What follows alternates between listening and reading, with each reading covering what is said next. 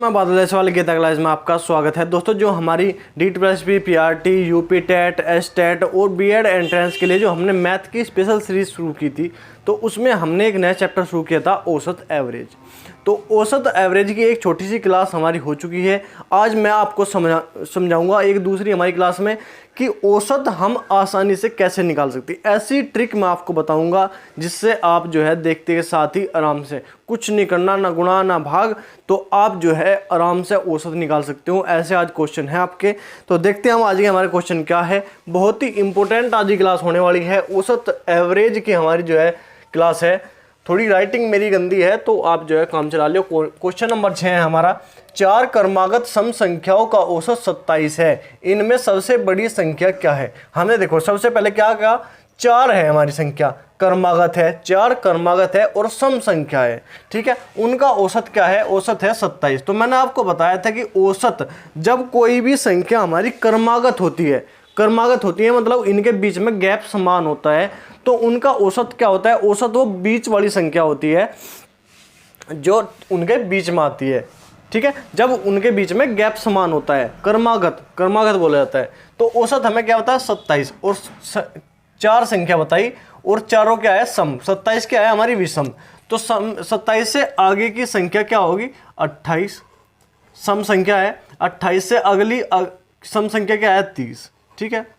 और 27 से पहले जो है क्या संख्या होगी 26, सम संख्या है। 26 से पहले सम संख्या क्या होगी 24।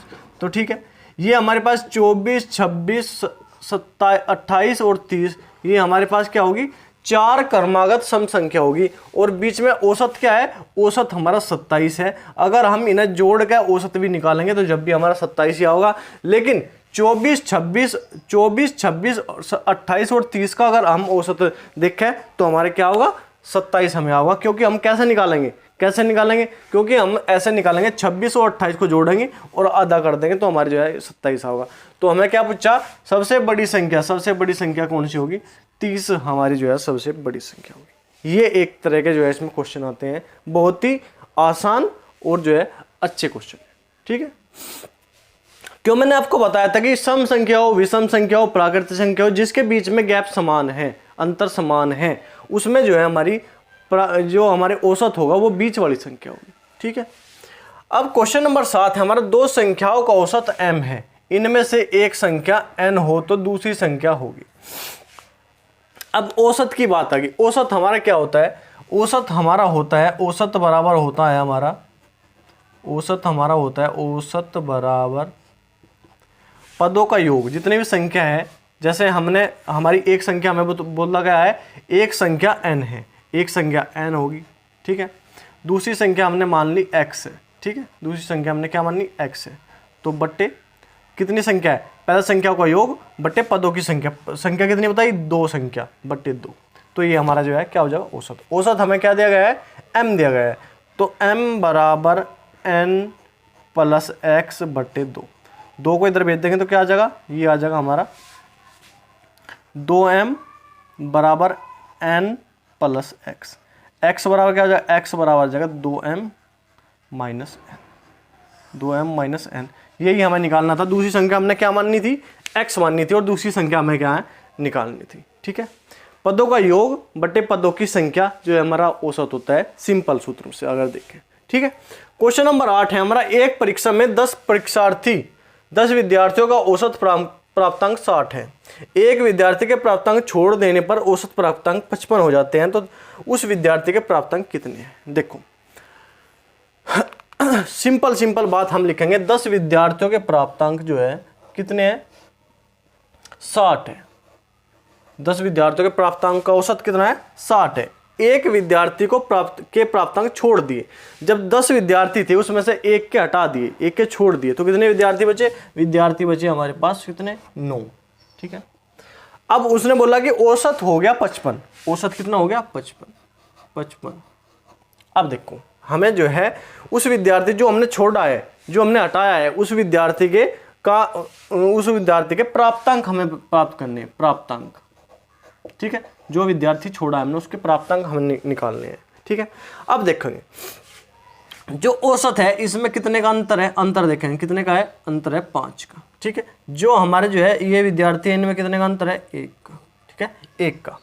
अब घड़ी के दिशा में इनकी गुणा करेंगे, जो हमारा ये अंतर आया इसकी गुणा करेंगे इसमें, और जो ये अंतर आया इसकी गुणा करेंगे इसमें, घड़ी की दिशा में। ठीक है, गुणा कर लिया हमने। 9 पंजे 45, क्या आया, 9 पंजे 45 प्लस 9 की 5 की गुणा करी 9 में, 9 पंजे 45, और 1 की गुणा 60 में करी 60, तो क्या आ गया 105। तो प्राप्तांक हमें निकालना था, प्राप्तांक हमें कितना प्राप्त हुआ, 105। उसके प्राप्तांक जो छात्र हमने छोड़ दिया था उसके प्राप्तांक कितने हैं, 105। बिल्कुल आसान और सिंपल तरीका है। 10 विद्यार्थियों का औसत कितना है, 60। एक विद्यार्थी छोड़ दिया, कितने विद्यार्थी बचे, 9 का औसत कितना है, 55। इनका औसत का अंतर और जो विद्यार्थी है इनका अंतर निकाल लेंगे, 5 आ गया, 1 आ गया। अब घड़ी की दिशा में इनकी गुणा करेंगे, इस अंतर की गुणा करेंगे इस वाले में, इस अंतर की गुणा करेंगे इस वाले में, ऐसे गुणा करनी। ठीक है, जो आएगा दोनों को जोड़ देंगे, जो हमें जिस विद्यार्थी का हमें प्राप्तांक निकालना है उसका प्राप्तांक आ जाएगा 105।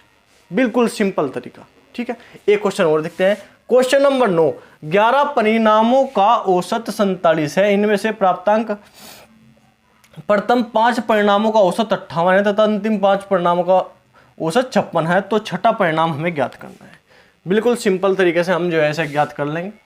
जो हमारे 11 परिणाम हैं, तो 11 का जो है अगर हम गुणा करें, औसत इनका योग निकालें, योग 11 का योग अगर हम निकालें, 11 का योग हम कैसे निकालेंगे, इनके औसत की, परिणामों की और औसत की क्या कर देंगे, गुणा कर देंगे। ठीक है, हमारे पास क्या आ गया, 11 की गुणा करेंगे, 11 7 स्वतंत्र का 7, कहाँ से लगे 7, 11 चौक 44, 45 46 47 48 49 50 और क्या आ गया, 517 आ गया। ठीक है, अब देखो प्रथम 5 के निकालें, प्रथम 5 का योग निकालेंगे, तो ठीक है, प्रथम 5 का योग 5 गुणा क्या आ गया 58, क्या आ गया हमारे पास, 5 8 40 की 0 हंस लगे 4, 5 5 25, 25 और 4 क्या आ गया 25 और 4 29, एक तो 5 का योग तो ये आ गया प्रथम 5 का। अंतिम 5 का योग निकालेंगे, अंतिम 5 का योग निकालेंगे तो क्या होगा, 5 गुणा क्या है 56 औसत, 5 अंक 30 की 0 हंस लगे 3,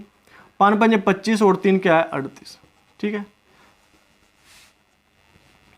5 5 5 25 26 27 और 28, 38 नहीं 28। ठीक है, इन्हें जोड़ देंगे, 5 और 5 कितना हो गया, ये इनका जोड़ देंगे, 5 और 5 कितना 10, 0 8 8 16 17 का 7 कहाँ से लगे 1 2 2 4 1 5, तो ये हमारे पास जो है 10 का योग आ गया। यहाँ पे 11 का योग हमारे पास था, ये 10 का योग आ गया, तो क्या हो गए, तो घटा देंगे तो घटाओगे क्या होगा 570, ये ठीक आ गया हमारा। देखो एक बार 47 है ना, ये 47 11 7 4 7 4 7 7 7 7 4 11 का 1 कहाँ से लगे 1 4 1 5, ठीक है 517।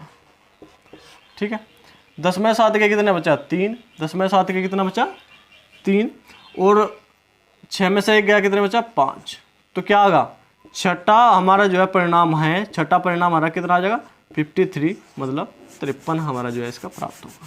मतलब देखो 11 परिणामों का जो योग है हमारा, उसके योग में से 10 परिणामों का प्रथम, इनमें से प्रथम 5 परिणाम और छठा अंतिम 5 परिणाम का योग हम निकालेंगे, और योग निकालने के बाद उसमें से इन्हें घटा देंगे, जो उनसे बड़े में से हमें हमेशा छोटा घटाना है, तो हमारा छठा परिणाम हमारा आ जाएगा 53 मतलब 53।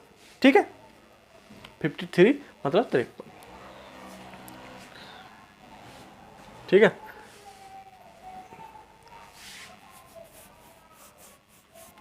अब देखो क्वेश्चन नंबर 10 है हमारे पास, 6 प्रेक्षणों का औसत 12 है, एक नए प्रेक्षण के शामिल किए जाने से औसत 1 कम हो जाता है, तो 7वां प्रेक्षण हमारा क्या है, तो वो ऐसा ही क्वेश्चन आ गया, बहुत ही इंपॉर्टेंट क्वेश्चन है।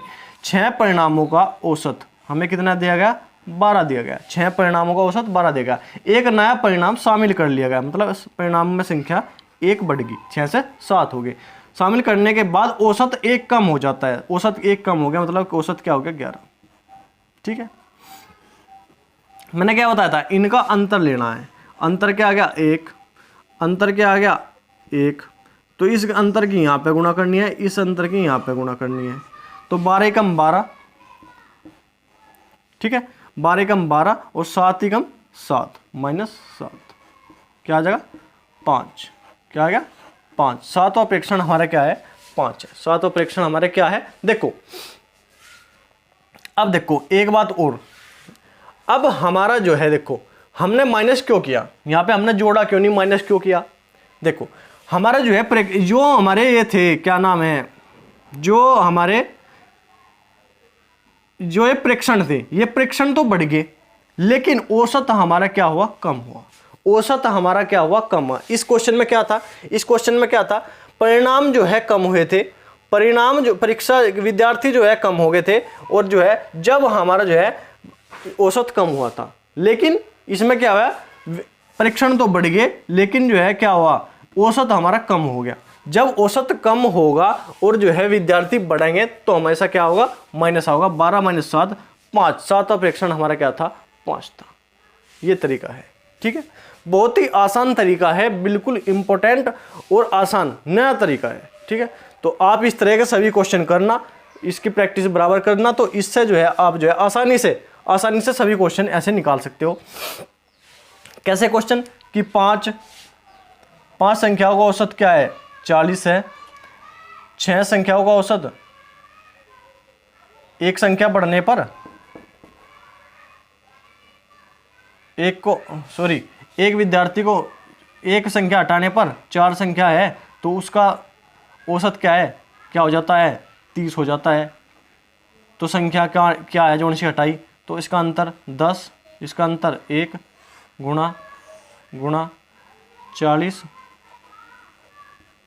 प्लस 10 चौक 40, तो वह संख्या हमारी क्या आ जाएगी 80 आ जाएगी। तो इस तरह के जो भी क्वेश्चन हैं, कि इतने संख्या, पहले संख्या ये थी, इसका औसत ये था, एक कम हो गया, फिर औसत ये हो गया, तो इसमें हम जो है इस तरह के क्वेश्चन इस तरह के मेथड से कर सकते हैं, बहुत ही आसान है। तो ठीक है, आज के लिए इतना ही क्वेश्चन, आज के लिए इतना ही रहेंगे। अगर आपको क्वेश्चन अच्छे लग रहे हैं, डिस्कशन आपको अच्छा लग रहा है, पढ़ाने का तरीका आपको अच्छा लग रहा है, देखो आप जो है बताया करो, एक बार कमेंट करके बताया करो कि कहाँ दिक्कत है, क्या वजह है कि आप जो है कमेंट नहीं करते, मुझे पता नहीं, लेकिन आप जो है एक बार कमेंट करके बताया करो कि आपको किस टॉपिक पे कौन सी वीडियो चाहिए, कौन से टॉपिक पे आपको वीडियो चाहिए, आपको वही वीडियो आपको मिलेगी और बहुत ही आसान लैंग्वेज में। तो ठीक है, आज के लिए इतना ही, धन्यवाद, जय हिंद।